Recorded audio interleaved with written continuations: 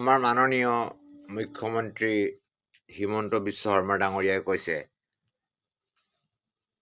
জুবিনৰ যি হত্যাকাৰী শ্যামকানু মহন্ত বা সিদ্ধাৰ্থ, তেখেতসকলে SIDৰ জৰিয়তে CIDৰ জৰিয়তে তদন্ত কৰি A to Z ইনকুৱাৰী কৰি 17 ডিচেম্বৰৰ ভিতৰত চাৰ্জশ্বিট দাখিল কৰিব।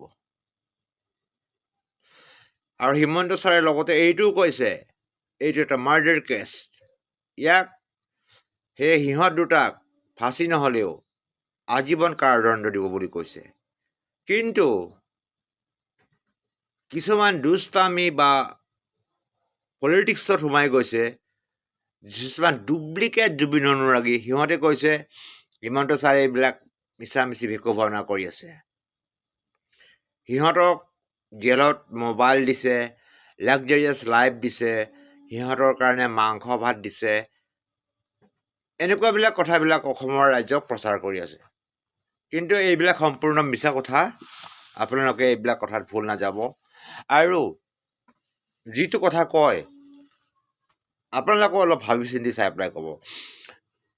এই শ্যামকানু মহন্ত বোলাজন ইমান ডাঙৰ ঘৰৰ কৰোৰ টকাৰ মানুহৰ,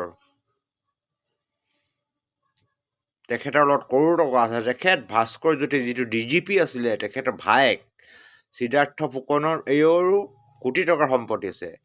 কিন্তু অসমত এনেকুৱা কোনো উদাহৰণ নাই, ইমান টকা থকাৰ পিছতো 3 বছৰ ধৰি হিমন্ত ছাৰে সিহঁতক জামিন দিয়া নাই। কোনোবা চৰকাৰৰ আজিলৈকে উদাহৰণ আছে? যিমান ডাঙৰ কেছ কৰিলেও 3 মাহত জামিন লৈ পেলাই ওলাই আহে।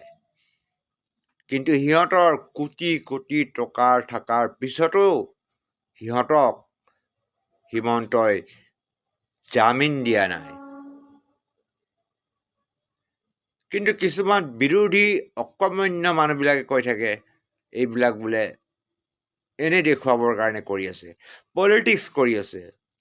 আচলতে যিবিলাকে কৈছে সেইবিলাকেহে পলিটিক্স কৰি আছে।